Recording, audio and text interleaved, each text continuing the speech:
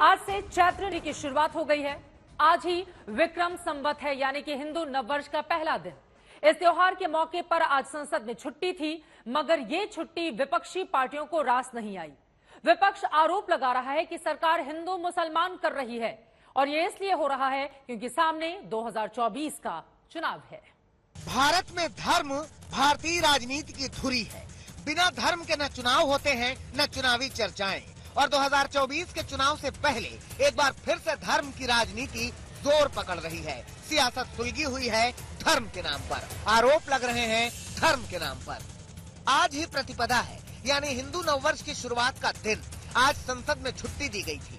यही छुट्टी विपक्ष को रास नहीं आई। विपक्ष आरोप लगा रहा है कि सरकार हिंदू मुसलमान कर रही है। एसटी हसन पूछ रहे हैं कि सरकार आखिर किसे खुश करने के लिए संसद में छुट्टी की है। कोई त्योहार है जिसके लिए ये पहले तो शायद ऐसा नहीं होता था, इन त्योहारों पे छुट्टी नहीं होती थी। अब वैसे भी सदन नहीं चल रहे हैं, तो हो सकता है उस समुदाय को खुश करने के लिए ये डिसीजन लिया गया हो। संसद में अवकाश का मुद्दा छाया हुआ है। समाजवादी पार्टी इस अवकाश से कुछ ज्यादा ही नाराज है। वो सवाल करती है कि सरकार धार्मिक आयोजन क्यों करवा रही है। पहले तो कोई छुट्टी होती नहीं थी, लेकिन इस वक्त चूंकि इनकी पार्लियामेंट चल नहीं पा रही, हम नहीं खुद यानी गवर्नमेंट पार्टी नहीं चलने दे रही है। हिंदू मुस्लिम बेस पर हर काम करते हैं। संसद में अवकाश को लेकर समाजवादी पार्टी विरोध के स्वर बुलंद कर रही है, तो कांग्रेस आरोप लगा रही है कि अदानी के मुद्दे से ध्यान भटकाने के लिए सरकार ये सब कर रही है। मैं प्रधानमंत्री को कहना चाहता हूँ, 3D है, डिस्टॉर्ट, डिफेम एंड डाइवर्ट। उन्होंने राहुल गांधी जी के बयानों को डिस्टॉर्ट किया, राहुल गांधी जी को डिफेम किया, बदनाम किया, और अभी डाइवर्ट करना चाहते हैं अडानी के मामले से। बता दें कि संसद में छुट्टी के पहले यूपी सरकार ने निर्देश दिया था कि यूपी के सभी मंदिरों और देवालयों में दुर्गा सप्तशती का पाठ किया जाएगा। बाकायदा अधिकारी नियुक्त किए गए हैं जो जिले में दुर्गा महोत्सव को दिव्य और भव्य बनाने में लगे हैं। सरकार की ओर से हर जिले को 1 लाख रुपए भी दिए गए हैं ताकि जिलाधिकारी कार्यक्रमों को ढंग से पूरा करा सके। अब जब संसद में भी धार्मिक महोत्सव के मौके पर छुट्टी हुई, तो समाजवादी पार्टी के मुखिया तंज कस रहे हैं। कह रहे हैं सभी त्योहारों पर छुट्टी होनी चाहिए। हम तो कह रहे हैं सब त्योहारों पे छुट्टी होनी चाहिए, जैसा समाजवादी पार्टी मानती रही है। सभी त्योहारों पर विश्वकर्मा पूजा पे भी छुट्टी होनी चाहिए। क्यों नहीं छुट्टी होनी चाहिए? विश्वकर्मा कोई भगवान नहीं है क्या? बताओ भगवान नहीं है? बीजेपी वाले बताएं कि भगवान नहीं है। वाल्मीकि जयंती को होनी चाहिए छुट्टी, क्यों नहीं होनी चाहिए? लोकसभा चुनाव सामने है, रणनीतियां बनाई जा रही हैं कि कौन किसे कैसे घेरे। अब मुद्दा धर्म का है और जाहिर तौर पर यह मुद्दा बीतते दिनों के साथ और धारदार होगा। आज तक ब्यूरो। आपको बता दें कि सिर्फ आज विक्रम संवत या नवरात्रि की छुट्टी नहीं है, बल्कि अलग अलग क्षेत्र और धर्म में मनाए जाने वाले कई त्योहारों को लेकर भी छुट्टी है। उसके बारे में देते हैं जल्दी से आपको जानकारी।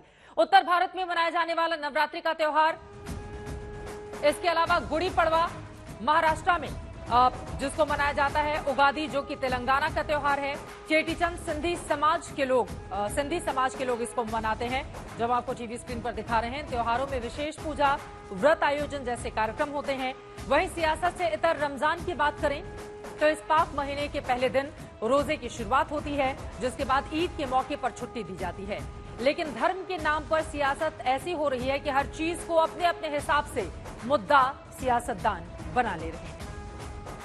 हर पार्टी अपने एजेंडे के हिसाब से मुद्दा तय करती है। अब ममता बनर्जी ने सरकार के खिलाफ धरने का ऐलान किया तो बीजेपी ने कर दिया पलटवार। ममता 29 मार्च को धरना दे रही हैं। ये नवमी का दिन है। ऐसे में बीजेपी का कहना है कि ममता बनर्जी हिंदू फोबिया से ग्रसित हो गई हैं।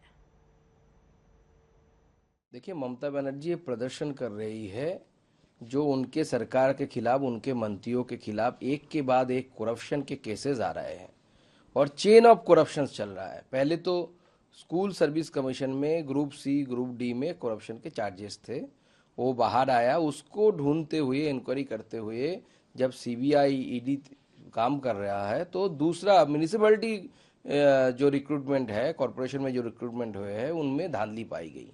इनसे नजर घुमाने के लिए ममता बनर्जी ये पॉलिटिकल स्टंट कर रही है, उससे ज्यादा और कुछ नहीं। और दूसरी बस जो सबसे बड़ी बात है कि 29 तारीख बंगाल में आप जानते हैं इस समय बासंती पूजा होती है, माँ दुर्गा का ही एक रूप होता है, और 29 तारीख उसका अष्टमी है और रामनवमी है 30 तारीख। ममता बनर्जी 30 तारीख को धरना प्रदर्शन करेंगी। मैं उनसे आज एक छोटा सा सवाल पूछना चाहता हूं, अगर ये दिन ईद होता तो ममता बनर्जी क्या धरना करने की हिम्मत दिखाती क्या? वैसे पिछले कुछ सालों से त्योहारों पर सियासी खेल हावी रहा है।